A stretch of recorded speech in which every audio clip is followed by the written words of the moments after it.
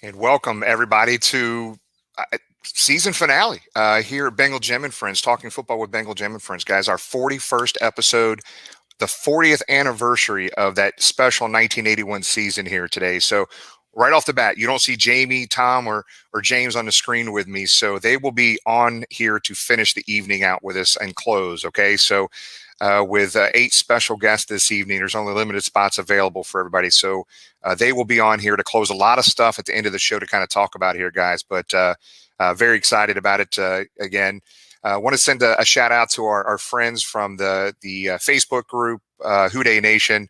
I know they're watching the stream live on Facebook, and there's hundreds and hundreds of Bengals fans from across the country and across the world right now watching on their watch party they have set up for the show this evening. So pretty damn excited about this evening, guys. So when I woke up this morning, I had my coffee in my Super Bowl 16 cup while I read the Super Bowl 16 game day program and the Freezer Bowl program. And at lunch, I made the kids drink, as they were eating their peanut butter and jelly sandwich, drink their juice out of the Reggie Williams, Dan Ross, and Ken Anderson cups. And then while the kids were doing that in the afternoon, took a nap, I drank my Houday beer. And this evening, for my boy Pete Johnson's going to be here, I got my crown. So very special evening tonight, guys.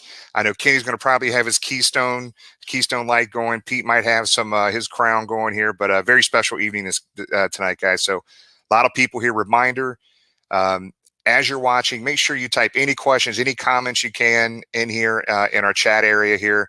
This 1981 season, you're going to fall in one of two categories, guys. You're going to fall into the older guy category like myself, where you were around as a young guy back then and got to experience that 1981 season, how special that was in this city. Never seen anything like it. In the 88, 89 Super Bowl season the same way. Reds can win World Series and other things can happen well in the city, but if you've never experienced the city of Cincinnati during a playoff run and a Super Bowl run, there's nothing like it. I've never experienced anything like it. So you guys will get to experience, if you were around that time, you get to relive the stories from our 8 guests tonight. And if you weren't around, you're going to learn a lot of stuff about a lot of legends.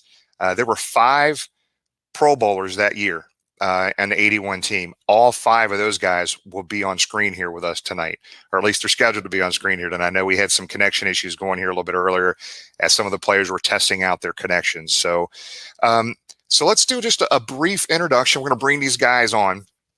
And I want to talk about that 81 Super Bowl season before we bring everybody on here. So understand, we have tonight the 81 MVP, Ken Anderson, on with us tonight. 81 Rookie of the Year, Cris Collinsworth. Hall of Famer, Anthony Muniz. 81 Pro Bowler, Pat McInally, will be here with us. The 81 sack leader, Reggie Williams, will be here with us. The stud offensive lineman, Dave Lapham, supposed to be here. And part of that web defense, Gary Burley, will be on with us tonight. And the 81 touchdown leader for the Cincinnati Bengals, Pete Johnson, will be on the show as well this evening. So let's go through before we bring everybody on. We're going to bring them all up at once here when we bring them on. But let's talk about that 81 season, 1981 season. That season, that spring, they announced new uniform combinations. We're going to show a brief video clip with Reggie Williams and Glenn Bujnock here in a minute. But that was second-year head coach Forrest Gregg here, and they went 12-4. The AFC Central champs, AFC Conference champs. It's the Freezer Bowl. There's going to be conversations about that this evening. And the first playoff win in Cincinnati history against the Buffalo Bills right here in Cincinnati. Remember it like it was yesterday. And Super Bowl 16, obviously, what a great run and a great game. The second half was a great second half there. And then from 80 to 81, in 80, they were the Bengals were second to last in scoring in the NFL. In 1981, they wound up being the third highest scoring team in the NFL in 81, that 81 season. They had the fewest turnovers in the NFL with 24 turnovers. Pete Johnson breaks a team record that year, rushing record, going over 1,000 yards. Cris Collinsworth, Rookie of the Year, leads the Bengals in receiving yards, over 1,000 yards, and MVP of the year, Ken Anderson. Defense, great defense that year. Ken Riley, the legend Ken Riley, should be Hall of Fame Ken Riley, led the team with 5 interceptions, but right behind him in those interceptions was Louis Breeden and our guy tonight, Reggie Williams, who had 4 as a linebacker. And Reggie also led the team in sacks that year. That defense, guys, just understand how good that defense was. We like talking about offense, right? That's who I am. But just understand how good that defense was that year in 81. They forced a turnover in every single game with the exception of 1 that year. That's impressive, man. That was a really good defense that year. Muniz was in his second season, a young, Afro Anthony Muniz, second year. That was going to be his first of what would be a Bengals record, 11 Pro Bowls. That was his first of 11 Pro Bowls there. Outstanding linebacking core. We talked about Reggie, Jim LeClaire, Glenn Cameron, Bo Harris. All 4 of those guys, including Reggie Williams, finished 1 through 4 on the team in tackles. Ken Riley was in his 13th of his 15th season. We talked about all the 5 Pro Bowlers, all going to be on the screen here with us tonight. Paul Brown was named Executive of the Year. And that was the year that this city went absolute crazy with Bengal Mania, guys. And I just wish and I hope someday you can experience this if you weren't around during that 81 or that 88 season. There's nothing like it. I've never seen anything like it in this city. That was the birth of Houday. That was the birth of the jungle. It was an absolute awesome year. And I'm so excited to have these guys. And I keep telling, James and Jamie and Tom that I hope I don't go fanboy tonight on you guys too bad. But I'm really excited to have these guys here for sure. So a couple other quick updates. We talked about Troy Richards. Now I know he was in the hospital and he got off the ventilator and he's doing really well now. He's doing extremely well. So he's really on a good path forward to getting out of that hospital. I know we sent videos to him. The Bengals actually, CJ Uzama sent a video to him, kind of wishing him well to get better. So Troy, get better, buddy. We love you, and everybody out here is thinking about you. Okay, our prayers are with you, and we're thinking about you. And as we pull everybody on here in a minute, I just want to provide some clarity to everybody. We will do our best to get questions on the screen and people so they can answer questions. But guys, we're going to have 8 people on the screen, 8 players on the screen. Okay, so it's it's going to be tough to kind of get some things in. So we don't have a specific agenda. We have some videos we're going to show throughout the year. We're going to let these guys just roll with it, man. We're going to let these guys talk about stories and interact with each other and share stories from that 81 season. And we had a lot of the guys on around 7 to 7:40 this evening already. And they have got a list of things ready to go for you guys on this as well. So let me check right now with Jamie. Let me see who's all in the waiting room. Jamie, right now, do we have everybody in the waiting room? Do we want to bring everybody on? So there's Kenny, Anthony, Pete, Reggie, Chris. All right. Yo. Chris. I haven't seen you guys in so long. It's unbelievable. So it's great seeing everybody. Yeah, so let's do this. I'm just going to start off with one thing and let you guys roll with it. So, guys, we really appreciate you guys being here with us. Pete, I got some crown right here, man. I just want to let you know I got the crown going here for you. Hey, cheers. Yeah, cheers. Peter, you still in the van? You never left the van, did you? Hey, you can get 30 vans in this RV, brother. All right. So, guys, we have a large amount of people watching right now on Facebook, Twitter, and YouTube. So I'm going to start off with one video, and I want you guys just to interact with each other. But just like this year, the Bengals are announcing new uniforms for next season. So this coming spring. So in spring of 1981, they brought out the new uniforms. We're going to play one short clip, and we would like Reggie to start off talking about this. So Jamie, if you could play clip number 1, please. Please model it for us. Put the helmet on. Let's see what you look like in full gear. Would you mind doing that? No, man? I don't mind. Once again, you're right. It's not my size. It's too small. I want to look like a pinhead Cincinnati Bengals team because I'm proud of the uniform. I want to do it all the justice. That's good. Very good. Whoa. Okay, here we have it now. We're going to see the full gear here. These being, of course, the away uniform.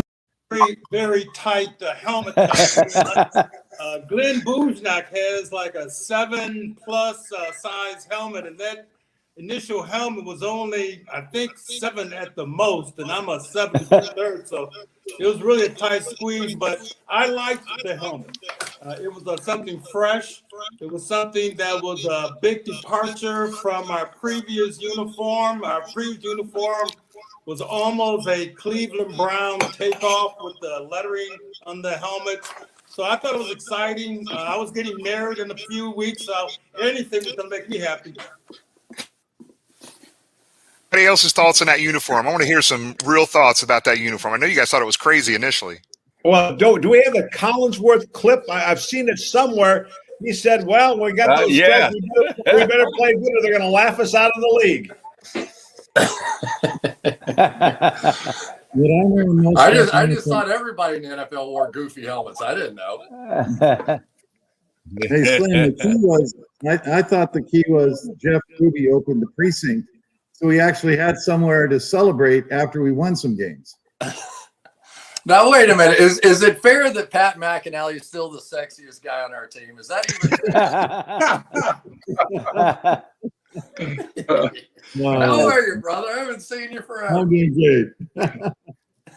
Yeah, I'll tell you the only other helmet that had the real immediate distinguishing deal was the LA Rams. I mean, you look at that helmet, it was the LA Rams, and when you looked at that helmet, you knew it was the Cincinnati Bengals, and so Paul Brown knew what he was doing. I guess he wanted something that was going to be distinctive, and man, but he put the pressure on. Right? I mean, everybody was like, "Better play good, man. Better play good with these helmets." Yeah, the only problem we had is that I wore the double bar, and they didn't make that in black. So Tom Gray, our equipment guy, he tried to paint it, but it kept chipping. We tried to put electrical tape around it. It kept peeling. So that's why you see a lot of shots. It's half black and it's half gray underneath. I thought you only sat at a double bar. Oh. Don't get started, Collinsworth. Chris, you got smoke, man. He's on fire. Hey, Chris, I remember your exact statement. Chris said, What did I say? with uniform this ugly, you better play well or you get your butt kicked. That was Cris Collinsworth. Direct quote. I honestly never thought that it was an ugly uniform. I thought it was a distinctive uniform. I'm very proud of the helmet. I'm proud to be the very first person to wear that striped helmet. I'm glad that they're at least going to continue that part of the uniform. I'm looking forward to what the rest of the uniform will look like. That's awesome. So, guys, here's what I want to do. I want to play just a couple. I want to pick out. We want to talk about that Super Bowl 16. Very special year for everybody on this screen in the city of Cincinnati. We have a very large amount of viewers right now. So we're just going to pick a couple games and videos of throughout the game that I thought were significant games and have you guys talk about them. So we're going to skip over week one. Bengals come back, after being down 21-0, 20-0, something like that in the first half. Turk Schoner comes off the bench and wins the game. Week two, however, there was a lot of discussion in the city of Cincinnati. Should Kenny or Turk Schoner start game two? So coaching staff, ownership decided, you know what? Kenny Anderson's going to start that second game. And let's go to that video clip, Jamie, for game two versus the Jets. But to borrow an old expression, these 81 Bengals are a new breed of cat. For the second straight week, the guys in the Easter Sunday bonnets fell behind early, then rallied to win.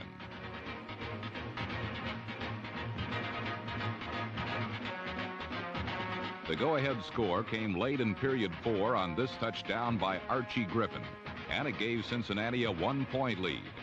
Less than a minute later, a New York fumble ensured the Bengals a victory.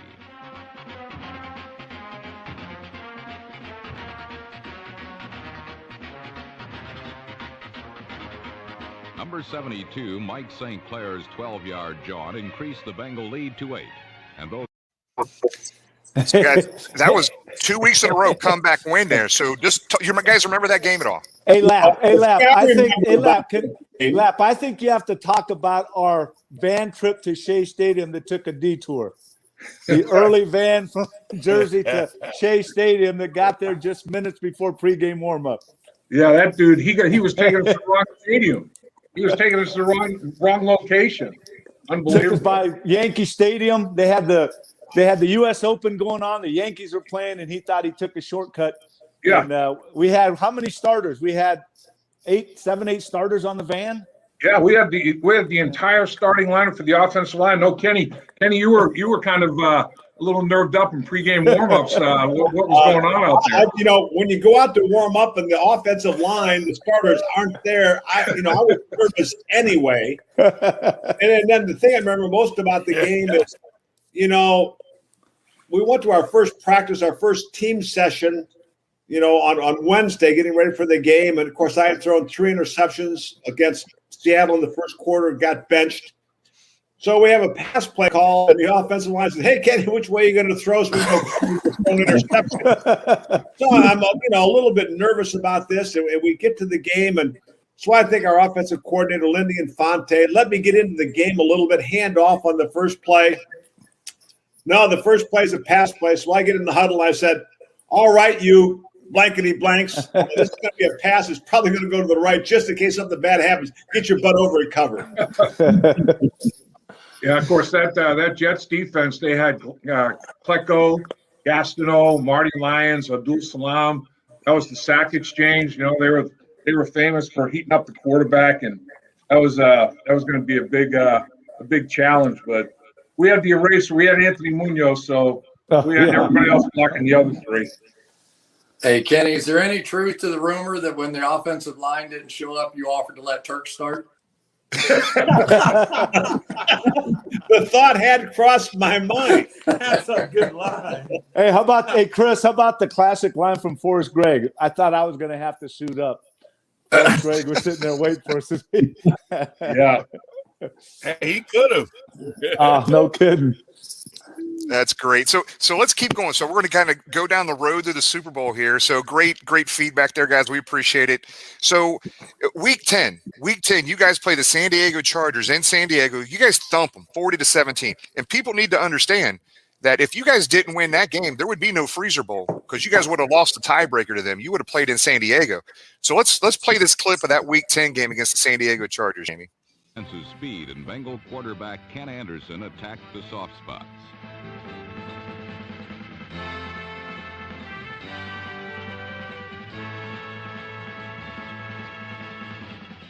With Isaac Curtis, number 85, gaining 147 yards in the first half alone, Cincinnati capitalized on 3 Charger turnovers to build a 21-point lead.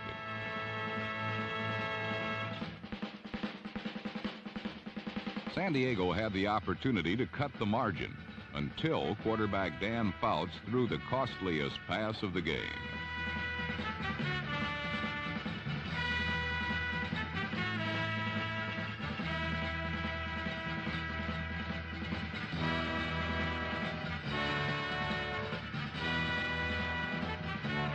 Lewis Breeden's 102-yard interception return tied an NFL record and opened the floodgates for a 40-17 Cincinnati win. Hey, did anybody else see a receiver throw a block downfield? That's not you, Chris, was it? An Isaac catch? Come on. I tell you, one of the big things about that game was that, Chris was having an unbelievable year for a rookie, and Isaac was at the end of his career. And so Chris was commanding a lot of attention. And then all of a sudden, they wanted to double Chris. Isaac has the big game. Then we became a real balanced offense for the playoff run, which I thought was really important. I wish Isaac were on this thing. Yeah, that's Isaac, a great guy, man. Oh, he was unbelievable. What do you got? A picture of him? Oh, that's awesome. So just to let you know, Chris, just to let you guys know, I tried my hardest to get Ike on here, man. And I know he's not a big fan of these things, but he's a legend, man. He had a hell of a game that day. Yeah. And Isaac in training camp. So it's like my rookie year. And, Isaac, he only had so many routes left in him at that point, right? And so he would kind of look around and you could tell that, he was just kind of doing it. And then one day he gave me a wink and he said, all right, today's the day. And I had no idea what he was talking about. And so he goes out and we're doing one-on-one routes or whatever. He put on the greatest route running exhibition I have ever seen in my life. I felt like I was out there trying to take notes. Pat, you'll remember his little, whatever that post corner, back to the post, back to the corner, whatever that move was. I think that's where you came up with your, can we say it in this day and age? What did you call it? I'm making you say it out loud. Say it, Pat. Say it. No, Pat, Dad, you always do. You're the worst. If you don't say this, then you're the worst. I'm just Come on, Pat. But Pat's He's always been the worst. When Isaac did it, it took about it was literally like 4 moves in one da da da da da kind of thing. And when Isaac did it, it took about a half a second. When Pat did it, you could read a novel while he was doing it. But he did it at the Pro Bowl and completely turned around. Pat did it at the Pro Bowl and completely turned around one of the starting cornerbacks in the AFC Pro Bowl team. Mel Blount. Hey, but you know what? I remember when Louis Breeden's first day, it was a great DB, obviously. But Isaac turned to me and said, it's time to take him to school. He put that quadruple move on and completely turned Louis around. But the impressive thing was, by the end of the play, Louis was within a step or so. The only guy I ever saw get close to Isaac. Wow. He was, people don't remember. Isaac beat, I think I've got this story right. Isaac beat both guys who represented the U.S. in the 100 meters in the Olympics. And you'll remember this Olympics because they got disqualified because they were late to some preliminary where they could have run backwards and qualified for the next round.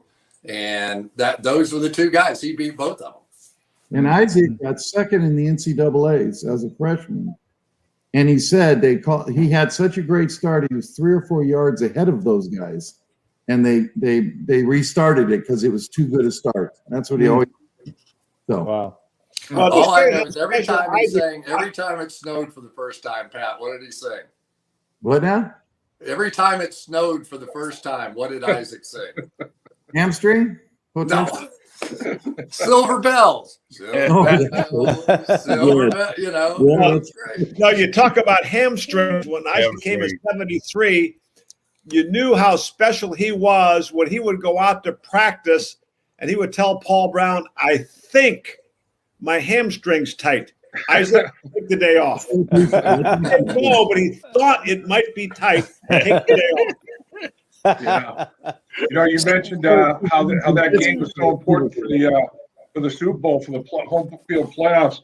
I mean, guys that see over the years for the San Diego Chargers, they're like, oh yeah, if we didn't have to play in the cold, you know, if we played you guys in San Diego, it would have been a different deal, you know, in that AFC Championship game. I'm like, well, do you remember what happened in the regular season game when we didn't play in San Diego?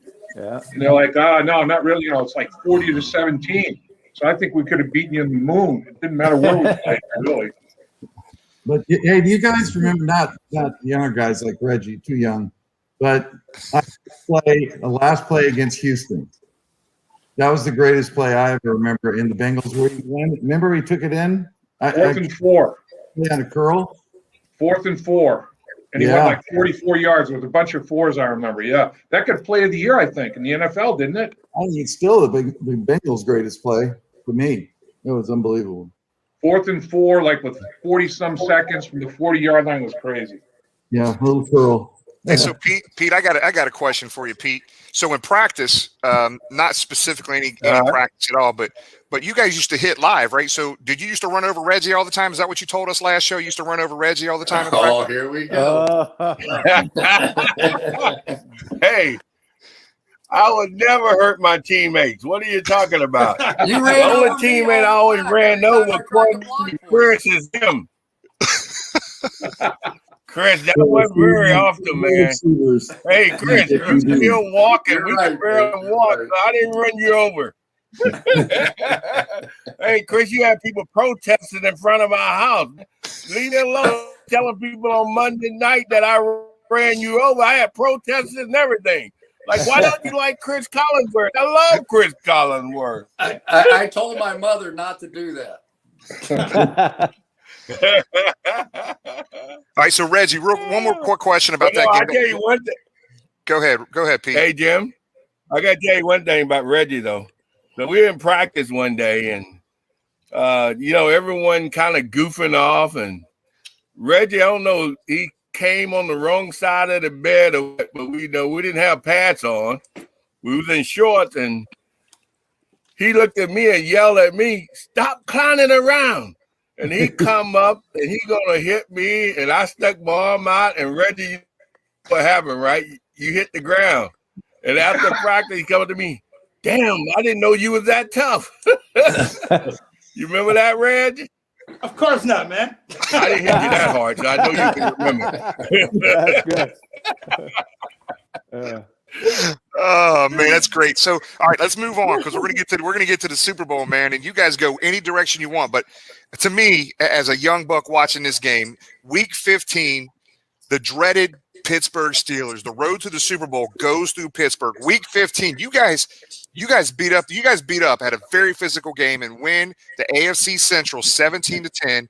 And this is a great clip right here, Jim. If we could play Week 15 against the Steelers, please.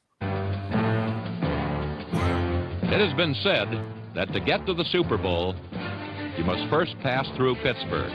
Under Forrest Gregg, the Bengals have never lost to the Men of Steel.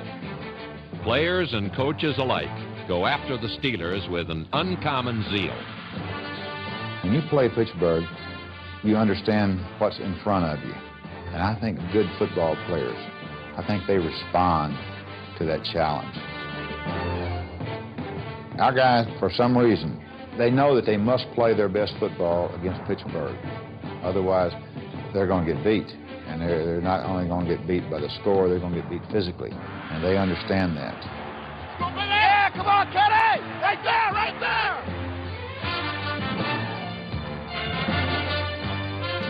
In a gut-level, low-scoring affair, Ken Anderson's touchdown passes to Isaac Curtis and Steve Kreider made the difference. The 17-10 win clinched Cincinnati's first division crown since 1973. Yes, there was a new and powerful force in the AFC Central, Acknowledged by Steeler coach Chuck Noll.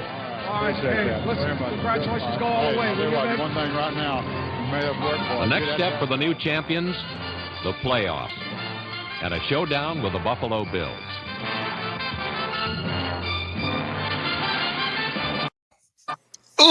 Yeah, that's pretty cool. You remember when we came back to Cincinnati at like 2 a.m. and there was only one person waiting at JB. JB. That's right. JB. Got to have it. Got to have it. Hey, I thought that was pretty cool. So my rookie year, 1980, the Steelers had just beaten the Rams for their 4th Super Bowl in the 70s out in Pasadena. So I get there as a rookie. We go 2-0 against Pittsburgh. And then that win right there we just saw made it 4-0. And I'm thinking, man, this is pretty cool. We just beat the 4-time Super Bowl champions 4 times in a row. I thought it was going to happen every year, and we're going to, one of many Super Bowls to come. But, they still had everyone. I was like, do I get autographs first? I mean, Joe Green, Ham, Lambert, Blanche. Do I get autographs first and then play against? I said, nah, what the heck? Let's just go out and beat them and get the AFC Central, which is pretty cool. Well, do you remember how with Forrest, we used to go on the road and we would have our Saturday practice at the visiting stadium. Yeah. And so we're in Pittsburgh, and we're out at our practice, and Lambert comes out of the stadium, said, "Hey, Anders, I'm going to kick your ass tomorrow." He didn't. No. So anything else on that game? That to me, I just remember that game. That was the AFC Central, guys. That was awesome. Yeah, all I remember is when I was on the show on Fox with Terry Bradshaw. And, of course, the 4 Super Bowl rings and all that got brought up all the time. And I said, all I can remember is my rookie year, we beat you guys twice and sent all y'all into retirement. and Howie looked over at me and he said, "That all you got?" And I said, "Yep, that's pretty much it." That's great. So just a hard-nosed fought game there, to win the Central. And I think Kenny and I were talking before the show as he was testing his feed and stuff. If you guys remember, that was week 15. Week 16, you kind of had the letdown game a little bit against the Atlanta Falcons. You guys almost lost that game. You guys remember that game? Yeah. That was the important one because, that gave us home field advantage. We lose that one, and we don't have it throughout the playoffs. And I think, watching the highlight films with Pat, was that the one that the Forrest Gregg was somehow McInally? It looked like you're kicking with a broken knuckle. Yeah. Yeah. Whoever thought of the foot as a knuckle? I don't know. Yeah. Pat's the only guy, though, that I can ever remember getting yelled at for not being funny. Pat's job was to be funny in every meeting and do whatever it took. And whatever it was, I've never seen anybody. Forrest yelled at Pat for not being funny in one meeting. I got to tell this story now. This is in training camp, and we're getting ready to break training camp, and we'd had a rookie party, and the dorm is just destroyed. And we go to our meeting the next day. Forrest is upset, and he is going to chew our ass out. And we're all sitting in our chairs, and he would call roll. Anderson, here. Breach, here. It's to McInally. There's no answer. McInally. There's no answer. And then there's a window kind of above ground level. He sticks his head through. Here, coach. Mister, get your ass in here right now. And we all wait. Oh, Pat, what are you doing? He comes walking through the door with a baseball hat, a pair of tennis shoes, and a belt on, and nothing else. Forrest started laughing. He tried to stop laughing to chew us out and could not stop laughing. And he said, "Clean the goddamn dorm up." Saved us the biggest chewing we ever got. Pat, I thank you for that. Oh, now wait a minute. You got to sing the song, Pat. You got to sing the song. Come on. You remember the song. What did you sing? Well, I'm proud to be a Bengal. Yes, I'm proud to be a Bengal. Always been. I got nothing from you guys. That was a solo, okay? I got Let me no just say claps. this. Pat wasn't quite as proud to be a Bengal after the silent treatment as he was when he walked in the room. I'm just going to leave it at that. As I was, there was no small talk after I walked in the room. So. We had nothing like that going on the defensive side. I will say that. You guys had more fun than we did. But it sounds like Pat saved your asses at the end of the day, right? No question. Oh, yeah. No question about it. Oh, that's good stuff, man. Good stuff. All right, so let's move on to the playoffs here, guys. And just a real quick update. Gary Burley was supposed to be with us, guys, and I wanted a couple guys from defense, and we got Reggie and GB. GB's not feeling well, so he didn't want to come on the screen. He is watching us, the live feed right now, just to give you a heads up. What up, GB? Feel better, buddy. We love you, man. So let's move on to the divisional playoff, guys, against the Buffalo Bills. The first ever home playoff game here in Cincinnati. The first ever playoff victory in Cincinnati football history. Jamie, if you could play clip number 5, please. Joe Ferguson threw 2 first-half interceptions, including one to number 53, Bo Harris.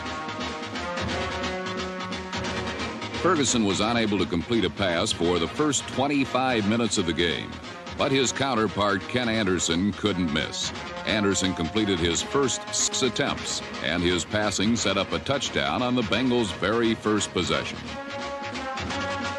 Anderson kept Buffalo off balance with crafty play calling, such as this play-action fake that influenced the quick-reacting Bills to commit themselves, leaving an open passing lane. When Anderson rolled to his right, he found a lonesome target in number 89, Dan Ross. The Bengals increased their first quarter lead to 14-0 when number 46, Pete Johnson, scored a 1-yard touchdown. Another look at the score shows that Johnson benefited from number 40, Charles. First playoff win in Cincinnati football history, guys. You guys were all there. How special is that? I tell you, the best thing about the game was it was 50 degrees that day. Yeah. Towards the end of December, we had a great day to play. Yeah, it was Indian summer, no question. And it was Joe Ferguson, Joe Cribbs. It was kind of like the team that had the ball last. I mean, but defense again, takeaway touchdowns. I mean, that was big all year long. And Harris with the big takeaway there, man, that was a big part of the game. There's no doubt. Man, yeah, to have a day like that where it felt like the fall. Literally, it felt like training camp. I mean, it was, or not training camp. It was always 90,000 degrees, but it felt like beautiful day in the fall in Cincinnati instead of December, January. It was crazy. So, Reggie, let me ask you a question. Do you remember the significance of the month? I'm putting you on the spot, Reg. My bad. So, do you remember the significance of the month of December for the Cincinnati Bengals? Special month for you guys. So, talk about that. It was a special month, and you're absolutely right. I mean, the Pittsburgh victory on the road was preceded by the Cleveland Browns victory on the road. And both of those defensively, we had takeaways. I had takeaways in both games. A hit on Brian Syke that forced a fumble in the fourth quarter that we recovered, and then I was able to intercept Terry Bradshaw. But, that's when we were winning at home, and that's what makes for a championship team. Yeah, so remember that we did the record Cincinnati Bengals with beat them Cincinnati, push them back behind the end zone line. They won't come back tomorrow if they have to face the winner of this race. Bingo. Yes, I remember our song. Love that. Wow, look at that. With Isaac Curtis and Archie Griffin and Midnight Star. That was that's one of my special memories. Who was the group that wrote it and were there? It was a Midnight Star, and Midnight Star, actually got a gold record. The lead singer was Belinda Lipscomb. She had a crush on Isaac Curtis, and so she really sung that song with such fervor that it's still it's still in my playlist. I'll say that. So Pete, were you in were you like playing the bass or something? Hey, I was too busy chasing Chris, trying to run him over. They didn't invite him. Anthony and I, we wasn't invited. Oh, that's great. That is great. So yeah, that month of November, guys, you guys had 5 victories, 5 wins in the month of November, man. Big month, guys. That was critical. A lot of big wins, a lot of good teams you beat in that month of November. So let's move on. I know you guys. November to remember. That's what it was. November to remember. Yep. So the next clip. So that was the first playoff victory ever in Cincinnati football history. This next one, you knew we guys were going to get to this tonight. The Freezer Bowl against those San Diego Chargers. They were bitching and complaining about having to play in the cold. That if it was a neutral site, they would have beat you. You guys just thumped them in week 10. 40-17, crushed them. It wouldn't matter where you played them. You guys would have beat them. But you guys had them beat the first series. So I got a clip here. This clip is going to be the first series. Dan Fouts comes out and looks awful. And so let's play this clip right here. This is clip number 6. San Diego at the 36. Fouts' first throw of the game. And he misses Winslow at the 40-yard line. No records that he set last year. Another pass. This to Chandler. And he gains only a couple. Louis Breeden and Bobby Kemp were on top of that. Going to be intercepted. Oh, it was not. That ball just died out there. It was a sure interception at about halfway there, and then the ball just floated and allowed the offensive player, Joyner, to come in and break it up. The bottom of your screen, Curtis on the far side. Anderson to throw. Touchdown! M.L. Harris.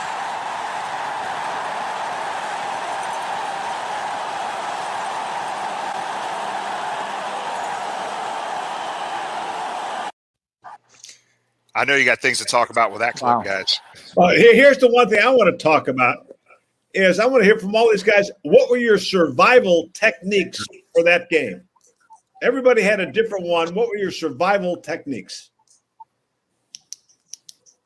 Pairs of pantyhose on them. See, pantyhose? I didn't wear no pantyhose. Line wore pantyhose, right, Lap? Oh, no. They didn't have king size. No king size, so we couldn't put the pantyhose on. No, it was basically just gray T-shirt, shoulder pads, and jersey, and then it was out. I know I wore some baseball gloves and scuba gloves on my hands, but that was it. Well, how about Vaseline on the offensive lineman's arms? They let us do that. I got to commend the offensive line. The offensive line, were bare-armed, and I was the only guy in defense that was bare-armed. But I did wear scuba gloves, but I got to compliment Kenny Anderson for being able to throw that ball with a bare hand in that cold. Kenny Anderson, you deserved MVP that year, and you got it. Hey, Chris, I remember Kreider putting on bags on his feet. Do you remember? Like plastic head bags or something. It was unbelievable. The amazing thing about it was that you didn't, you would think your feet would slip all over if you had a plastic bag over your feet, but they didn't. And staying warm there was, I'll never forget when they came into the locker room and said, all right, it's time to go out and warm up. It's 59 below zero. I'm like, you want me to leave this and go out there and warm up? How about if I just stretch in here and get ready to play? You cannot imagine how cold it was. I'm a rookie out of the University of Florida. The only cold game I had ever played in was 33 degrees at the University of Kentucky in November. That was it. It is 59 below zero. When I woke up that morning, the alarm clock went off. I'll never forget it. The little thing. And the clock, the radio guy comes on and goes, it's 9 below zero. The wind's blowing 35 miles an hour. Whatever you do, don't let your dog outside today. and I'm thinking, this is insanity. But it was all worth it because I did get to see Pete Johnson parading around in pantyhose. So I did think the whole thing was worth it. I can't even remember the game. I don't even remember the final score. I will never forget Pete Johnson in pantyhose. I'm just saying that right now. Hey, Pete, did you shave your legs, Pete? Chris. Hey, no, I never wore pantyhose. You're killing me, man. I thought we was was that done. after the game, Pete? Hey, they belong to you. You should know. But I tell you what, my best story about that game. I'm sorry, Pete, but my best story about that game is in the first quarter. I'm sitting on the heated benches. We'd never had heated benches before, and I'm sitting on my hands. My feet are in the little slots under the bench. My helmet's on, luckily, and they put a cape over me, and there's a loud roar. And I stand up to see if I'm going back in the game, and my feet don't come out of the slots, and I go down, and the first thing that hits is my face mask. And I'm seeing stars. I'm calling for the trainers. I can't get knocked out of the game, by falling off the bench. Please give me some smelling salts. In today's world, somebody would have caught that on camera. It would have been a concussion protocol and never finished the game. Yeah. Kenny talked about the Vaseline, the officials, because of the temperature, exposed skin, you could put Vaseline on. So we had our arms exposed. I had a grabber, a guy named Gary Big Hands Johnson, who was appropriately named, and they let us put Vaseline. So we put it on our arms. I did it anyway, and man, he would hit that, and slip and slide off of there, and but it was so damn cold that the Vaseline coagulated. I mean, you couldn't even manipulate the stuff. It's crazy out there. Crazy. All I know is our defense was unbelievable that day. Oh yeah. Kenny Anderson. Yes. I've never seen quarterback play that made more of a difference. I mean, with some of those clips you saw earlier. I mean, Dan Fouts was an unbelievable player, but that day he had no control over the ball whatsoever. And Kenny, you would have thought it was a spring afternoon. You had no idea. It was one of the honestly, no jokes, nothing. It was one of the single greatest performances by a quarterback in the history of the National Football League. You'll never tell me any different. Amen. I agree. He was unbelievable that day. No question. He had that big old hand, man. Big old mucker wrapped around that football. Yep. So the other story, we had Eddie Edwards on the he was show. that way the whole year. Yep. Yeah, he MVP. was. MVP. Except opening day. So guys, that opening day set Turk up for the rest of the year at the precinct. The rest of his life. For the rest of his lifetime.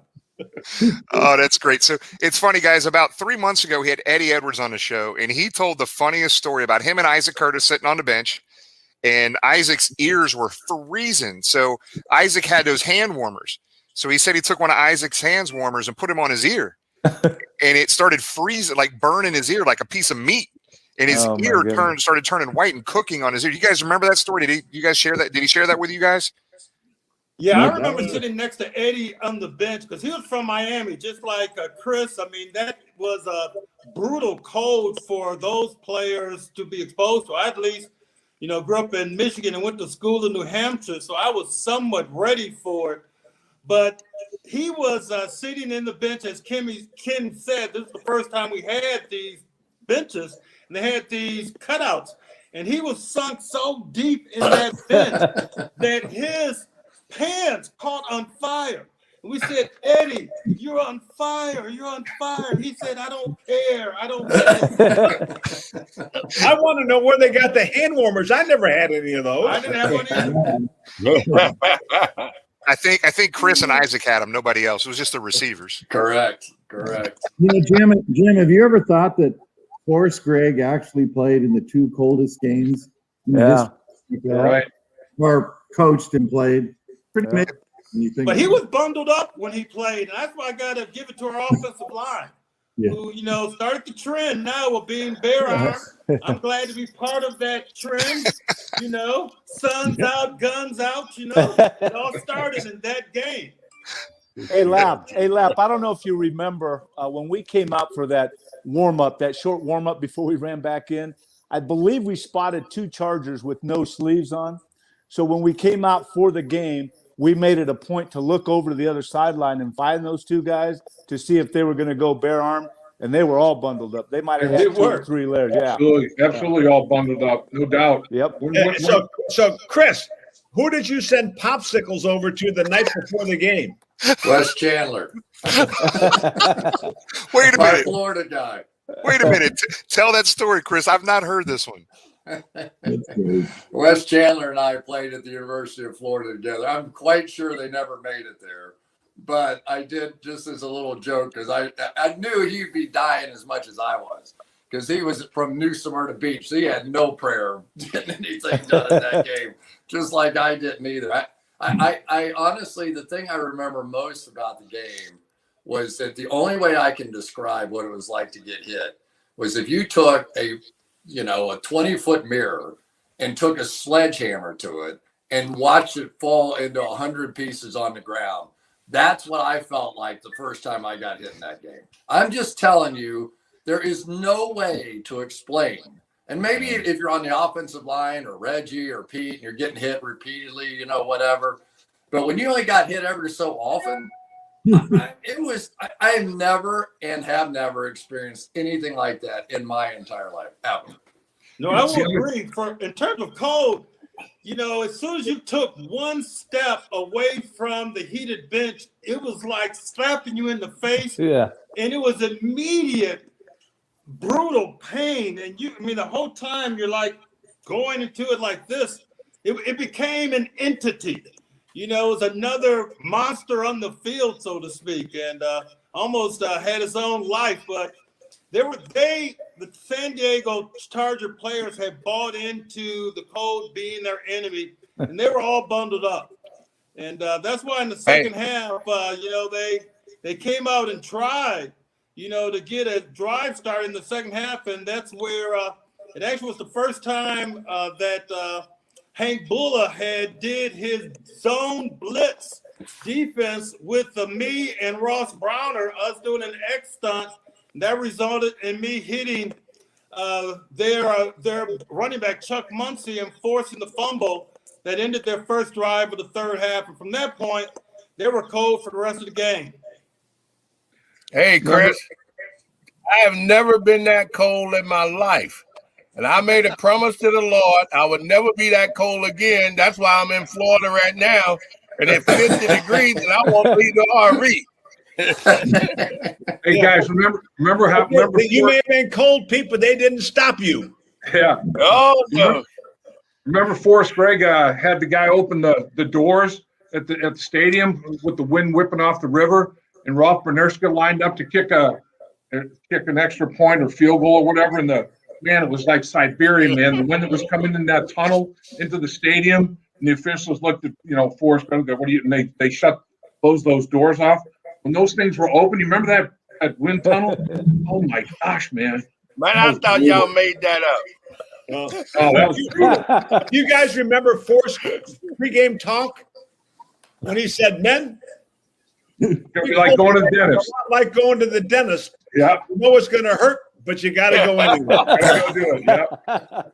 Yeah. So what was so M.O. Harris was on the show here months ago as well. So M.O. Harris was telling me that how today's players have these like real thin gloves that stick. He had some gloves on that you could just drive a car with, like the fluffy fur on the inside. You guys remember seeing that for M.O. Harris? And he played in Canada. Well, he was a weenie, so he would wear gloves. Chris didn't wear none. Oh, please. But he caught that touchdown. Hey, before we get to the Super Bowl, and so if you guys are okay on time, if at any point you guys need to drop out, go ahead. We understand. But a couple things here before we get to the Super Bowl, we're gonna have some questions from the fans that are watching, the viewers, watching hundreds and hundreds and hundreds of folks watching right now. But Kenny had talked about in the about 7:00 tonight about how the crowd wound up changing, the stadium changed, the fans changed during that 81 season. That really helped you guys. So elaborate on that a little bit more, Kenny. Well, Anthony and Chris wouldn't know about this, but all the other ones, we played back in the mid 70s, the late 70s, but all of a sudden, we got to 81, and there's banners around the stadium, and of course we changed the uniforms, and people have their face painted black and orange, and they've got the orange and black wigs on. was a totally different atmosphere that year, and it just kept growing as the year went on. No, that is absolutely true. It was something that was reminiscent of what Three Rivers Stadiums did have. Quite honestly, one of my first memorable experiences was playing them when they were the back-to-back defending Super Bowl champions. My first time at home during November, and every single player had a banner hanging up. And it was something impressive. They had great fans, and our fans really did come to life that year. The Who Day cheer was something that we believed. Who Day is going to beat us. We were that confident. And, it still should be said, with confidence. It has been watered down over the decades since we played. You almost kind of hate to see the Who Day cheer, even though I love it as a hometown scene. But, everyone in the league now knows after a couple of days that Who Day going to beat them Bengals. Well, been a lot of people. I can add maybe to that, to Kenny's point, because I got there my rookie year, so I didn't experience the 70s. But the one thing that I told people right away is that it was hard to really see that the Bengals played there because it was all red and white. It was all reds, because it was coming off the Big Red Machine and stuff. So that was exciting for me from my rookie year to that second year to see that orange and black taking over the city, because before then it was just all Cincinnati Reds. No, that's a great point. You're absolutely right. On the downturn. They had a bad couple of years, which I always liked just a lot. Filled the void with the winning team. Yep. I'll tell you too, the turf at that place, all the cookie cutter stadiums that had baseball and football teams like, Atlanta, Cincinnati, and that stuff was hard as a rock. And in the Freeze Bowl game, that field was even much harder because of the temperature. I mean, when you hit a guy blocking or tackling, whatever, then when you hit the ground, it was like 2 hits, contact, and hit the ground, second contact. And that turf was an advantage, I think, for us. We knew where the seams were for the bases and the plates and pitcher's mound, all that kind of stuff. I mean, that field could be treacherous, man. It was a horrible field to play on. I mean, I can attribute at least one knee operation to that, at least.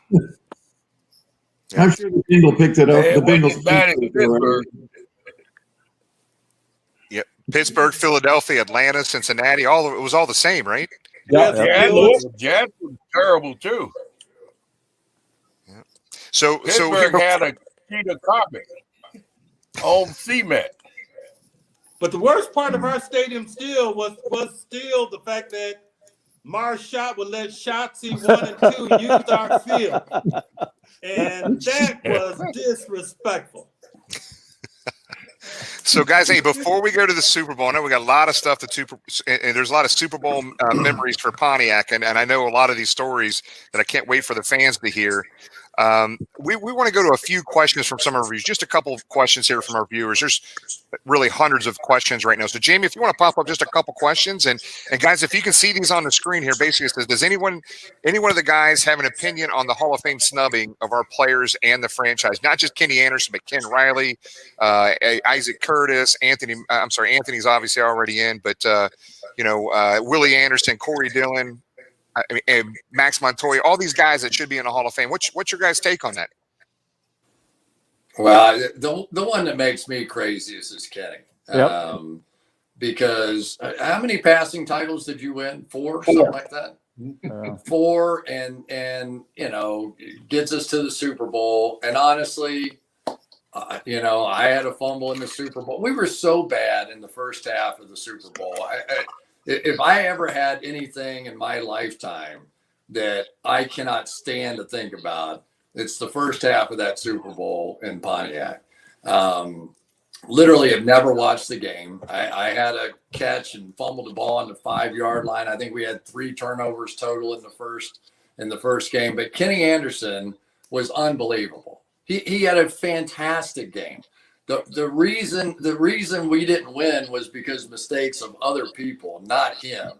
And he should have been in the most. If we win that Super Bowl, it's not even close. He's in the game, and so I'm all for quarterbacks have to win championships. And but I think you have to look at it closer. You have to say, did he play championship level football? And throughout the course of that season after the opener and the playoffs, including the Freeze Bowl game, he was just always the difference. And so it literally makes me insane that when somebody tries to explain to me why he's not in there, I almost jump down their throat. Yeah. I mean, they almost have to contain me a little bit when they do that. So out of everything, thinking of that Super Bowl, it's almost hard for me to think of the 81 season because I know I have to think about the first half of that Super Bowl. You know, you mentioned, Hey, Chris, Kenny had 4 passing titles. He had back-to-back passing titles in 2 different decades. Back-to-back passing titles, 74 and 75, and then he also 81 and 82. Now, how many quarterbacks in the Hall of Fame had back-to-back passing titles in 2 different decades? Come on, man. Hey, Lap, to your point, Well, Lap, Dave. and I constantly am talking to the senior selectors. To your point, one day I took on a whiteboard in my office in our building, and I wrote, there was 5 lines of statistics, 5 different quarterbacks, and one of my former employees, big Bengals fan, I didn't put any names by those statistics. I said, which one of these 5 lines of stats is not in the Hall of Fame? And the one line of stats that outdid all the other 4s, not only by a little bit, but for a lot. I mean, blew them away. The other 4 guys are in the Hall, and Kenny's not in the Hall. That to me is just right. It's not right. It's not right. Well, see, I think the big problem is the young announcers, and they look at Super Bowl wins, what qualify you for the Hall of Fame. Well, Hall of Fame should be an individual. Super Bowls is team. Those 5 and 6 guys that never touched the field in the Super Bowl, and they got 4 and 5 Super Bowl rings. So you're judging it the wrong way. It'll be the individual performance. Yeah, Pete, here's what's interesting. So we had David Baker from the Hall of Fame, president, CEO of the Hall of Fame, on the show last week. And so we were kind of grilling him a little bit. So here's what we told him. Like, it's interesting that you see good players on Super Bowl winners that are in the Hall of Fame. Yeah. You don't see great players that didn't win a Super Bowl in the Hall of Fame. And it's not right. It's a popularity contest, and it's frustrating as hell for the fans, for sure. Well, you know why? I'm going to interject here. You know why we were good? Is because we had teammates like this that stood up for everybody, had everybody's back. Yep. And I tell you what, I had the greatest teammates in the world. That's good stuff. So did I, Kenny. So let's go on to our next question. What did the Battle of Ohio? We don't call we don't say that name of the city. We actually tried to trade the city up north to Cleveland for a 6-pack of Molson and some maple syrup. So no longer part of Ohio, but the city up north. What did that game mean to you guys? Paul Brown. Yeah, it was big with Paul. You knew it's the most important game for Paul Brown to look good, to feel good, to get revenge. And so I always knew that whatever our one-loss record was, whatever our options were in terms of playoffs or anything like that, if we beat Cleveland, then we were going to have a better bus ride or flight home. Well, do you remember when Paul was the head coach, we always stopped by on the way to the hotel to walk through the Cleveland Stadium because he said, it's a cavernous place. I don't want you to be surprised tomorrow. Right, right. The only time I saw tears in his eyes is when he got presented a game ball after we beat Cleveland. I mean, that his whole deal. I remember too remember that time when we pulled up with the buses and Modell pulled in right into a spot before the bus is parked and Paul's sitting right up front like he always did, and they get off. He gets off the bus and Modell gets out of his car and they walk by each other. They didn't say a word, man. Just icy stare, big stare down. Those two hated each other. Wow. So bigger rivalry, city up north or the city near West Virginia? Cleveland. Yeah, you guys beat the Steelers every year. No, we didn't beat the Steelers every year. I'd like to believe we did, but no. I think you should. I would say the Steelers game was the biggest game of the year, I thought. Who was that again? Yeah. Pat, tell the story about what's his name, Harden.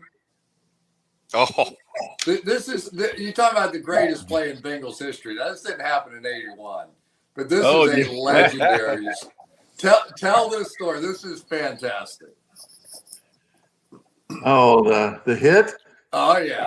1980. This is what the NFL was like back in the day. Today, everybody would have been in jail for this, including the referee. But this is what it was like back in the day. Well, first of all, I ran into his forearms, so it was my fault. But the thing I remember most about that whole incident was, so I'm laying inside the bowels of the stadium, waking up, and I decide, well, my contract's up, So I'm figuring, I'm going to go walk out on that field. So I come walking out, and to thundering applause, all 10,000 people. And I was pretty happy with it. And I remember Danny Ross said, whatever you do, don't go back in. Keep your shoulder pads off. After about 5 minutes, Forrest comes up and says, hey, can you punt? We need you. This is after I'd been knocked out for 20 minutes. And so I go in and I punt, and wouldn't you know, they roughed me. So they knocked me right on my head again. And then we go into halftime. And so I avoid Forrest, but he catches me on the way out the door, and he says, can you play receiver? Can you imagine being knocked out for 20 minutes in a boxing match and then coming in and taking a new opponent? So, but again, my contract was up, so I'm thinking I'm going to get something out of this. It's your own fault, Pat, because every year when your contract was up, you would come to me, Kenny, I need 15 catches this year so I can negotiate as a wide receiver, so I don't want to hear any grief from you. Okay. So anyway, I go out on the field. I remember, Kenny, you called the play. I can't remember the name of the play, but I knew the play. And I said, I'm not running that again. And I did a little under route, and Tom Darden was awaiting me. But the great thing about that was we ran a sweep to the right, and I was on the far left at split end. And so I was just kind of jogging, and then I saw Darden. It wasn't anywhere near the play, and I clipped him. And I did try to hurt him, which is not a good thing to do. However, I clipped him, and he's screaming and yelling at the refs. And as I'm going back to the huddle, I swear to you, the ref said, that's your one shot. One freebie. I love that story. That's awesome. That's great. So let's go. We're going to go one more question before we get to the Super Bowl. AJ Arnett is asking, out of everybody on the screen, who is the biggest ladies' man? Even though he was married, Schoner. he never was available. Isaac was number one, and then Schoner. Yeah. Who you said? No, I said, of everybody on the screen, it's the bottom right. There's no doubt. I agree with that order. Women would melt around Isaac Curtis. Melt. Yeah. And Turk had something that you can't even explain. I'm just telling you, the greatest couple of years in the world were when I first met Turk Schoner, and we were like the only two single guys in the world. And I had no idea. It was like, you talked about it earlier, but Cincinnati lost their damn minds when we went to the Super Bowl. I mean, they lost their minds. You talking about you had to be at the Freezer Bowl to understand it. You had to be in that city. And I think that Turk and I were the only two single guys in all of Cincinnati at that time. I'm not sure about that, but I kind of think that might be true. And we had the best time, and he was so legendary. Everybody loved Turk. Yeah. And it didn't hurt that he came in week one. We talked and we messed with Kenny a little bit and all that, but we're down, what was it, 20-0? 21-0. Turk comes in the game, and the only reason Turk came in the game was because Shaq Thompson had sprained his ankle or something. Turk was really the third quarterback. Yep. He comes in the game, and we win 27-21. And I'm not saying that we wouldn't have won it anyway, or, you know, whatever the case may be. But you can't tell the story of 81 without talking about Turk coming into that first game and turning that thing around and winning the game. And then tragically had the heart attack a couple of years ago. I don't think anything in my lifetime ever hit me like that, because you just thought of Turk as being indestructible. I mean, he was, no matter what Turk did, it always worked out for the best. It just always did. And Pat, you'll remember this, the wide receivers, we used to sit on back in the day, they had a real projector, and Forrest would sit on the right side of the projector. And so Turk knew, because we would be way hungover at that point, that to sit completely opposite of that projector, and Forrest couldn't see him, right? And Turk would just sleep it off, because he wasn't playing for the most part anyway, and he would just sleep through the films, and that's the way it went. And Jim McInally, the offensive line coach, tapped Forrest on the shoulder and points over at Turk sleeping on the wall. Yeah. And Forrest took one of these metal canisters where they kept the film and threw it at Turk. Yep. And it hit on top. I mean, this thing, like right over his head. And it was like an explosion in the room. Everybody in the entire room almost jumped out of their skin and collapsed. And Turk did this. What? He was unbelievable. So out of all the legendary figures on this team and on this screen and all, my heart belongs to Turk Schoner. That guy, we had more fun. He was just the greatest. Hey, Chris, that's why he's the most valuable Beaver. Chris, you remember when we were I think with Dink, there were 4 of us that were single, and they had the Bengal picnic at the end of camp, and Forrest wouldn't let anyone bring anyone but a wife. So none of us bring a girlfriend. And so we settled that we didn't think we could change his mind. And then I went up to Forrest. I said, if Turk can remember any girl's last name, can we take girls to that picnic? And he said, yes. But Turk failed us. Remember? All right, guys. I know. Look, man, if you have to go, we can keep going. But I want to get to the Super Bowl, guys. But Kenny, you got your Keystone? You got your Keystone Light working there? What? And what? I have my Bengal Jim, right here too. All right, man. I thought you'd have it here. So let's get to the Super Bowl, and I want to talk about Ken Riley before we leave as well. Reggie and I were talking about Ken Riley here, but let's get to the Super Bowl. So there was a lot of stuff that happened prior to the Super Bowl, on the way to the Super Bowl, during the Super Bowl, all kinds of things. But let's play clip number 7, Jamie, if you could. Good morning, 4 News Radio 95. In the city right now, the relative humidity is 66%, southwesterly winds at 21, giving us a wind chill factor of 25 degrees below zero. Hey, Super Bowl hats here. Both team hats here. High winds and very cold temperatures are the main factor to contend with a wind chill index 25 to 35 below zero and strong winds.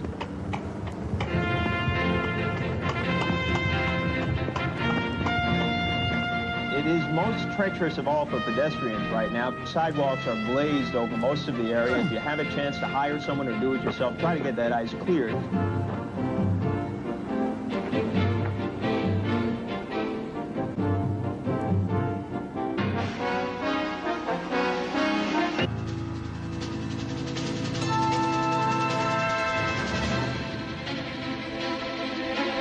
Like a smoldering fire, the Bengals could be smothered by another mistake or fanned to life by a touchdown. At the start of the third quarter, Kenny Anderson sparked a Bengal drive with a variety of short passes.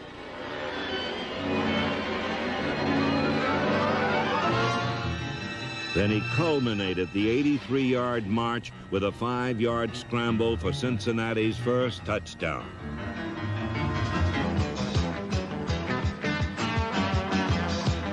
And early in the fourth quarter, their offense retrieved some of its lost dignity with a determined 53-yard touchdown drive.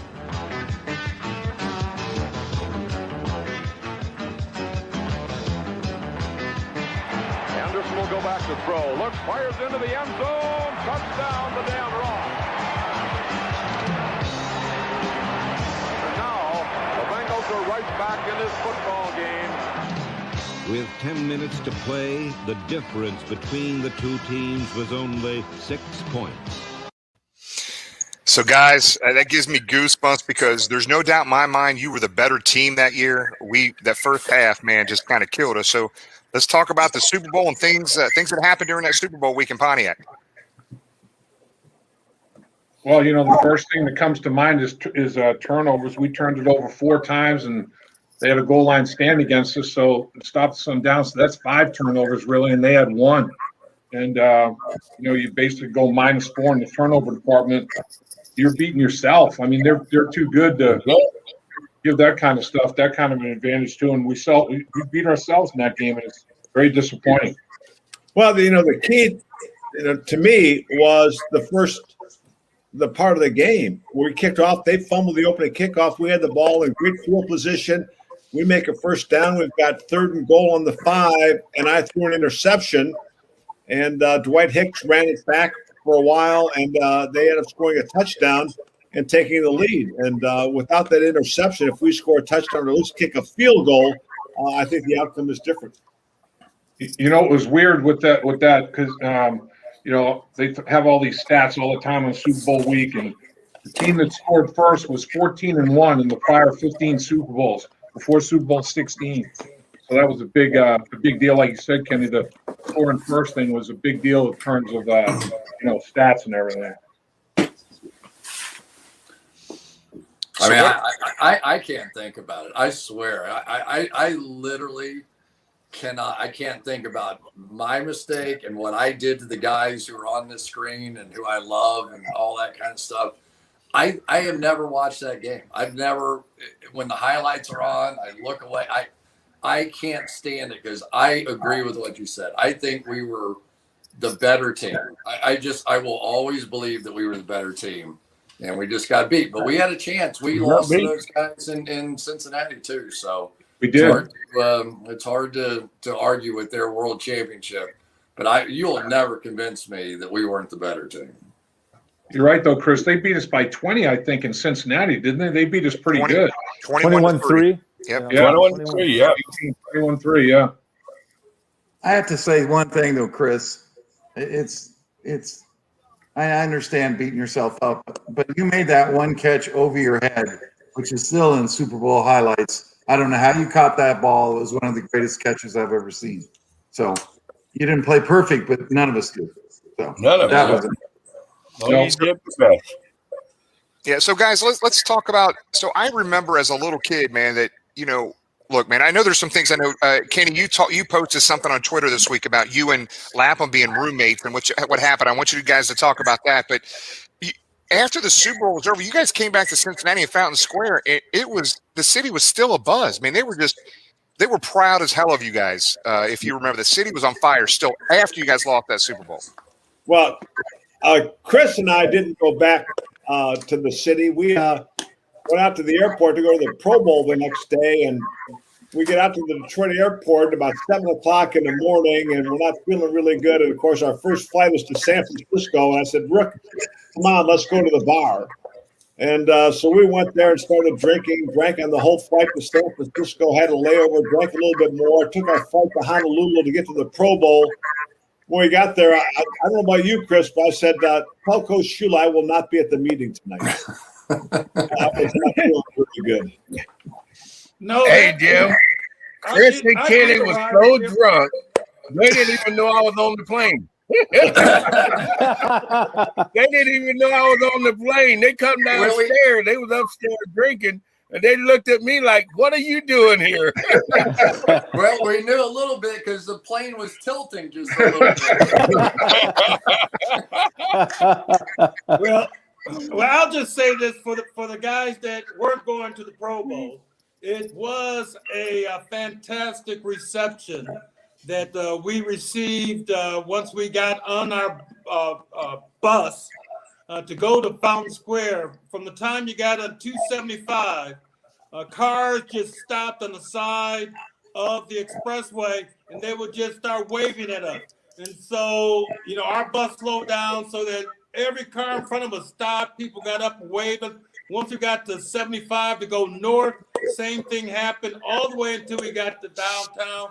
As far as you can see, in every single direction, there were fans standing out there in the cold. It was still freezing. It was something that was so inspirational that those of us who were there, we promised those fans at that time they were the greatest fans in NFL history. I mean, we had fans that died in the freezer bowl, and so for those fans to be out there, cheering us on when we came home from that loss, that tough loss. I mean, they died with us during the first half. And, they had to hope in that last onside kick at the end of the game that maybe, just maybe, there's a miracle. Those fans that year deserved a championship. And that's why, to be fortunate, with Cris and Anthony to go back 7 years later and take another opportunity to win a championship for Cincinnati, for those great, great fans. Losing Super Bowl 23 is the one that hurts me the worst. I can live with Super Bowl 16. It builds character, but Super Bowl 23, it's an honor to play in both, but that's the one that really hurts.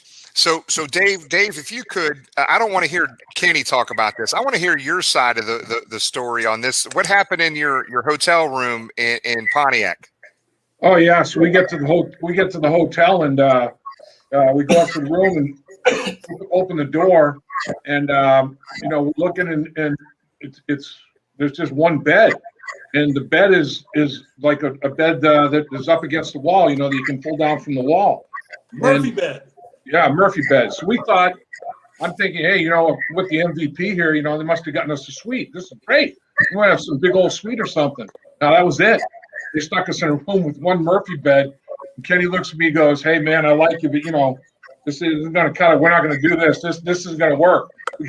We're going to go get this taken care of. So we go down to the front desk and get a room with a couple of beds in it like normal. But, man, thought maybe that was foreshadowing. I don't know.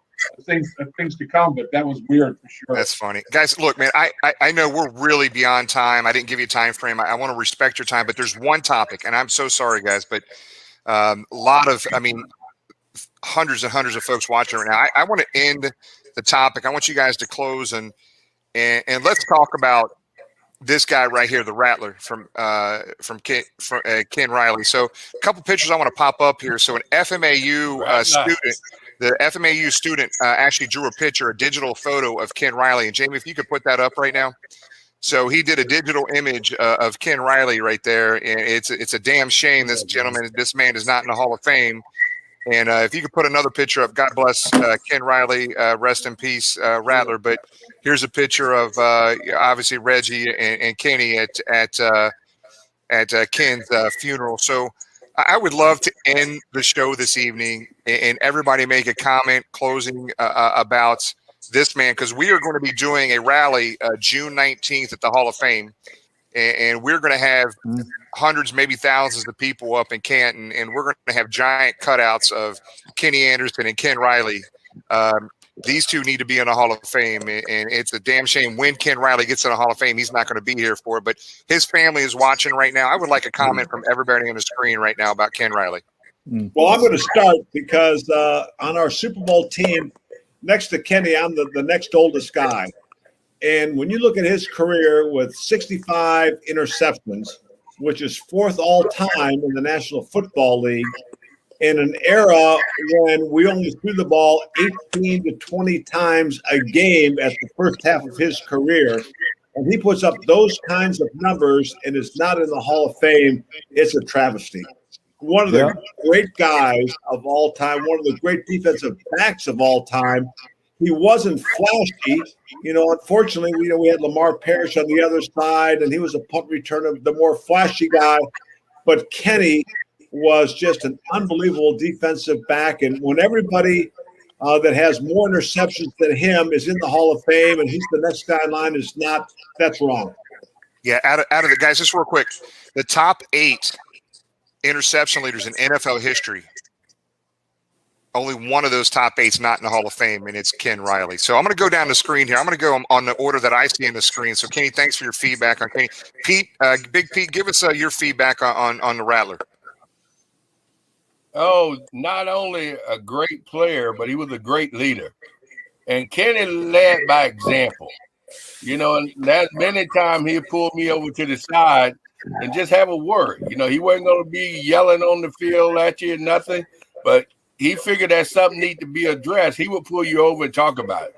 Just a great human being and a great teammate. Got it. Dave Lapham, your comments on. Yeah, I mean, I think he's one of those classic examples of, you know, as great a player, even better human being. And like Pete said, the leadership, it was almost like E.F. Hutton. You know, when Kenny Riley spoke, people listened. That old E.F. Hutton commercial, you know, everything he had to say had tremendous significance and a lot of meaning, you know, and he always had something to say at the right time that was the right thing to say, you know, at the right time. And when I think of Kenny Riley, I just think of the word grace. He was a graceful athlete. He had a lot of grace as a human being. I mean, he treated everybody the same. I really, honestly, not tell you the whole time that I was with the team, 10 of the years that Ken Riley was, I cannot tell you one person, and people say this all the time about people, but this is true about Ken Riley. I heard not one negative, bad word ever uttered about Kenny Riley as a player, as a human being, you know. And then not only was he a great player, it goes back to his alma mater. He had success as a coach, as an athletic director. I mean, the guy is special in every single way you can be special. He was special with a capital S, man. Good. Yeah, thanks for that feedback, Dave. So, Pat? Well, what I remember most is I broke my leg in the All-Star game, so I didn't really have a rookie season, but I spent the year with the team, and Ken Riley took me under his wing and as a cornerback and really taught me how to run patterns. And I'm not going to claim I got open that often, but if I did get open, it was because of him. But as a human being, we went out to dinner a number of times, and I always believe that he's a very quiet person, very humble, and he was in a defensive backfield with Tommy Casanova, great player, great name, and of course Lamar Parrish was tremendously talented. I think those early years he just got lost behind those guys as far as being in Cincinnati. But what a wonderful, wonderful man. Reggie? Oh, I love Ken Riley. You know, I'm glad that picture got showed. It was really something special for you, Ken, to be there at his funeral and to say the words that you did. You know, you're one of the few white people there. It really spoke a lot to me. What a great teammate you've been, a lifetime teammate. Ken Riley was a quarterback himself in college. He was a quiet leader on the field and off the field. He was a great student. He's a Rhodes Scholar candidate. And so for him to be able to switch from offense to defense and play defense to Pro Bowl level and Hall of Fame level is something special. And the thing that I have personally in terms of an affinity with Ken is that he was the only Alpha Phi Alpha brother that I played with. And when I first took the field in 1976, I'd been drafted as a middle linebacker from Dartmouth. They put me at left outside linebacker, which is where I practiced the whole preseason and when I played for the first 3 games. I never played right outside linebacker until the point where I came off the bench to play for Ron Pritchard, who had got hurt. And that's the first time I lined up next to Ken Riley. And the way that he welcomed me as a rookie, knowing that I was scared, but I needed to produce now, is the reason that he's a Hall of Fame person off the field. And I love number 13. I have his number here and wear it proudly. Hell yeah. I appreciate that, Reggie. Chris, what about you, buddy? He taught me more about playing receiver than anybody I was ever around. You heard Pat say it, but he did the same thing to me. Is, you know, at the time I got there, he was sort of at the end of his career, and I'm sure beating a rookie time in and time out, help solidify him as he deserves to keep playing, after as long as he had been playing. But despite that, he would always sort of walk you back to the huddle, not in a in your face way, but he would walk you back across after a one-on-one drill where he gobbled you up and say, I saw this, or when you do this, don't do that, or do this. I mean, all he wanted was for you to be better. And I've never met anybody like him. I've never in my life met anybody like him. There are so many fantastic teammates that I love and I think so fondly of. But Kenny Riley was the only guy on Thanksgiving when Kenny Anderson and Pete Johnson and Reggie Williams were all sending us out to the turkey farm to in some dead end trail that went to nowhere to waste our entire day off. Kenny, as I was walking out to the parking lot with this made up map of where the turkey farm was somewhere in Indiana, came up to me and he said, hey, ain't no turkey farm, man. Ain't no turkey farm. That's my guy, right? All right. Never forget. That's great. Anthony, your feedback on Ken Riley. Man, I wish Ken would have liked offensive lineman. I was there with my turkey. Free turkey. He never told me about the turkey.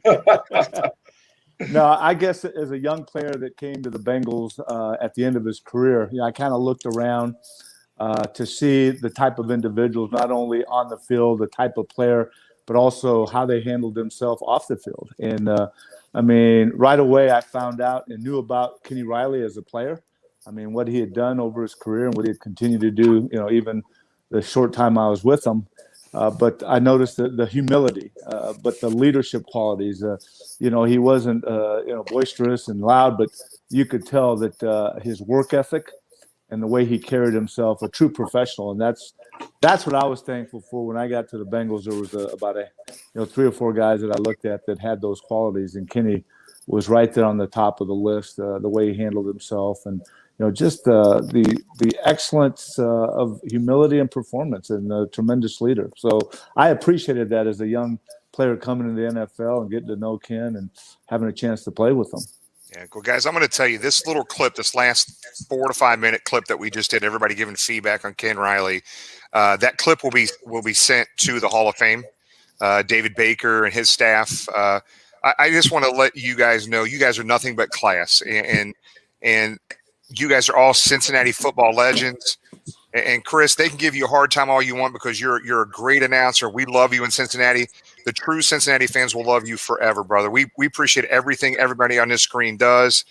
I can't begin to tell you how important you are to this city, to fans of the Cincinnati Bengals, not just in this city, across the country. And you know that there's fans across the world.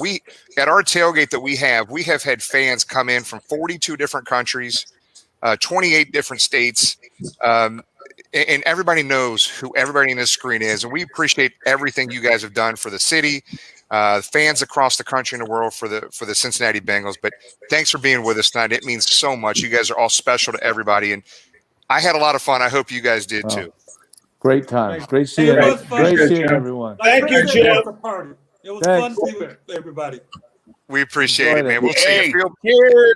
Jim, Thanks, thank guys. you. Keep it going. Hey, you know it, brother. You know it. Hey, cheers, buddy. Hey, and Gary, GB, I know you're out there watching, GB. Feel better, big dog. We love you. GB, for sure. All right, GB. Get ready. Get well, GB.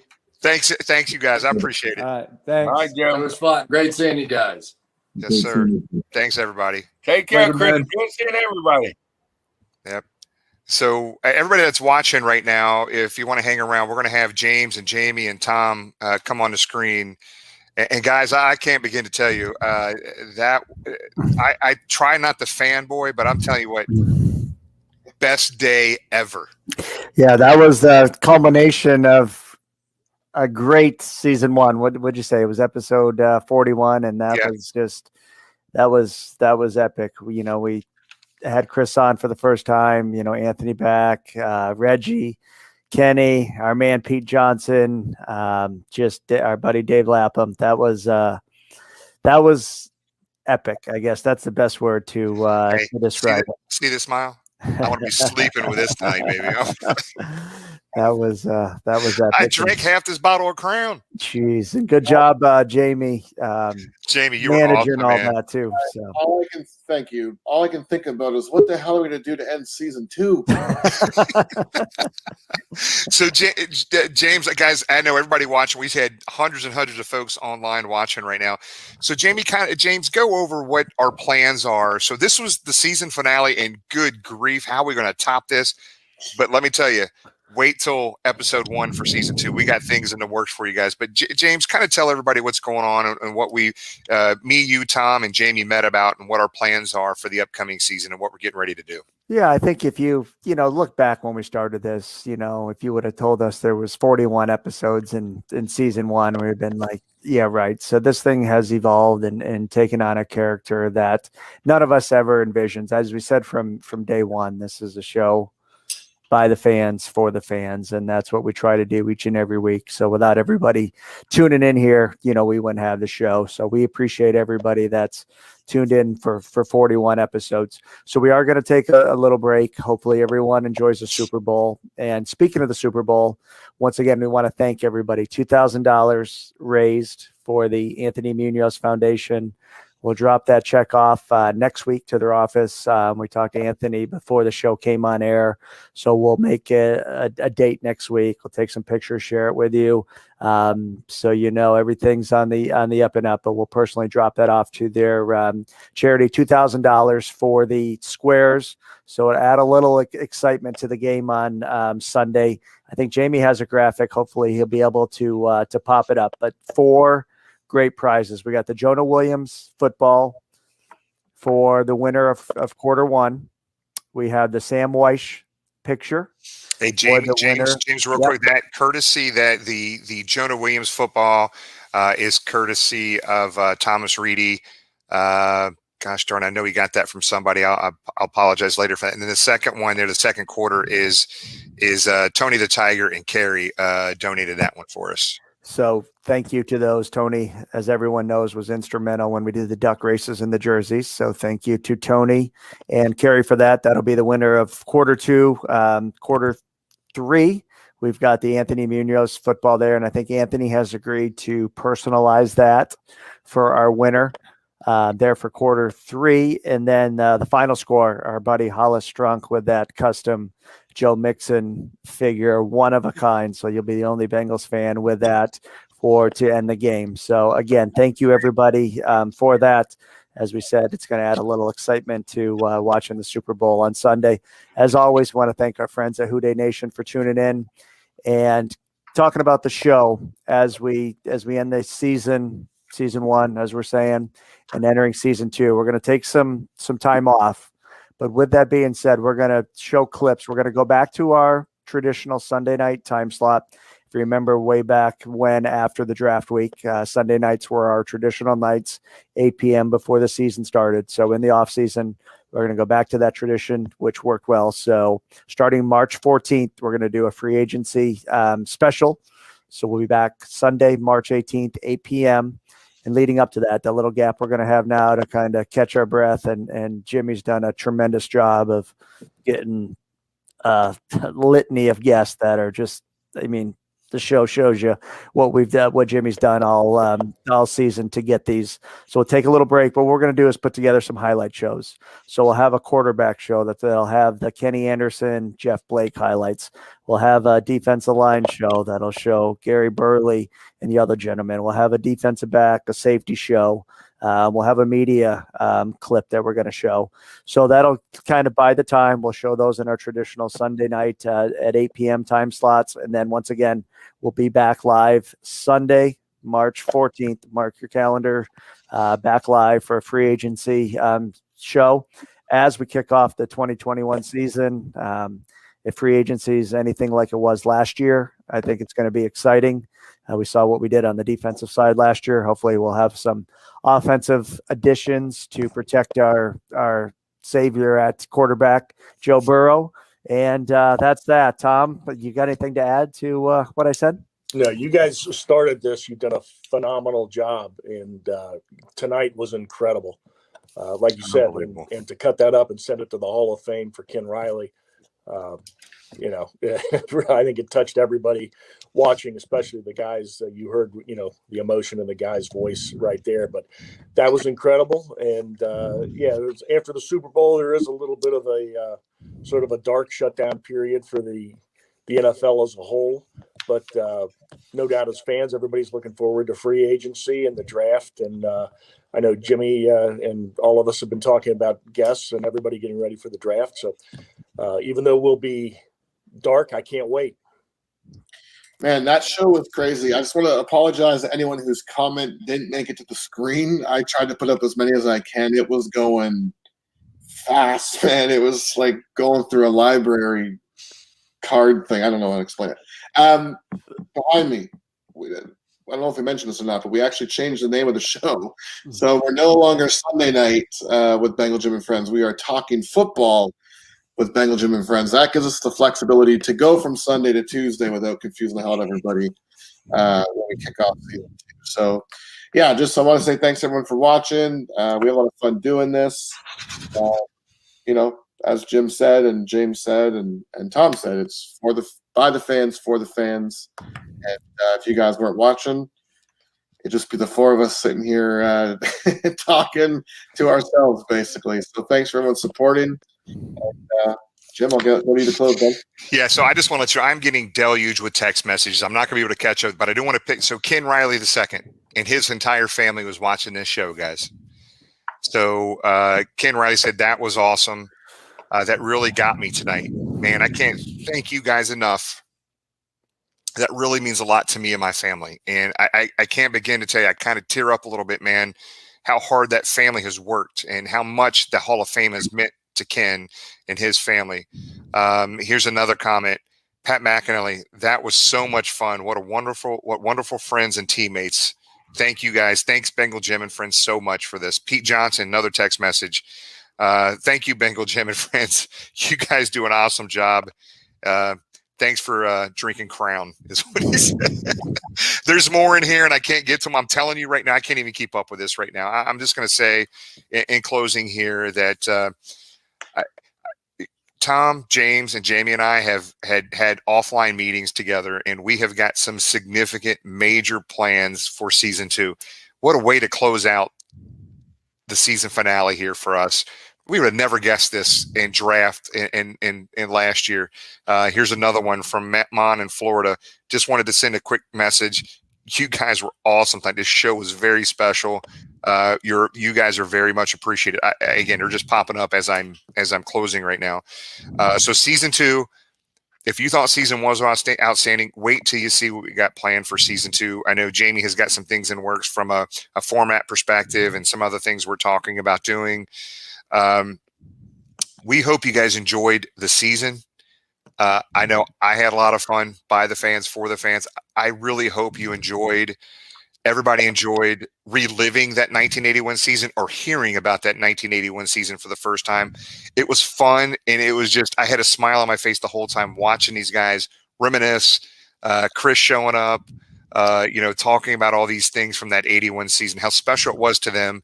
And I'm telling you, if you ever lived in Cincinnati during the 81 or 88 Super Bowl season, there's nothing like it. I'm telling you, I love Cincinnati. I love the Reds. The Reds winning World Series, and that's great. There was more passion, more things around Cincinnati football than the city was out of freaking control.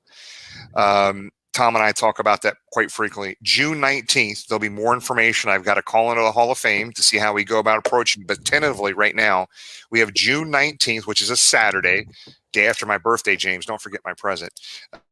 Day after my birthday, June 19th, we're planning on doing a rally, not a picket. We're just going to have a fun time. We're going to go up there. We're going to have giant signs made up. We're going to have pictures of Ken Riley and Ken Anderson and any other Hall of Famer you want to bring, potential Hall of Famer.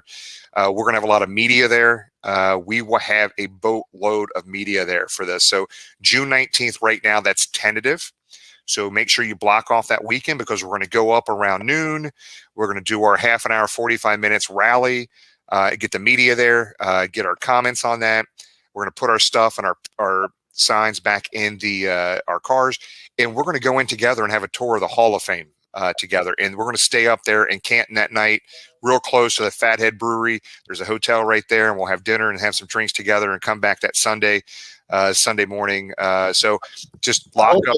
I hope I can cross by then. Yeah, so you're not that far, man. You got to make this happen. So June 19th is what we're looking at. But I just want to thank you from the bottom of our hearts, our group. There's a lot of work that Jamie and James and Tom and we put into this. It doesn't look like much, but I'm telling you, you'd be shocked how much work that we put into this. And we do it because we love it. We do it because we enjoy this, and we do it for you. And thank you guys, everybody. And I understand the next 4 or 5 weeks before we get back on air, we're going to recap some shows, and we're going to be back on at Sunday night, 8 to 9 o'clock, and we're going to recap some shows there. So we're going to make sure we transition back in the off season to Sunday night football, talking football with Bengal Jim and Friends on Sunday night from 8 to 9 o'clock. Thank you so much for a great first season. Can't wait for next season. Hoo day, guys. Hoo day. Thank you, everyone. Appreciate it.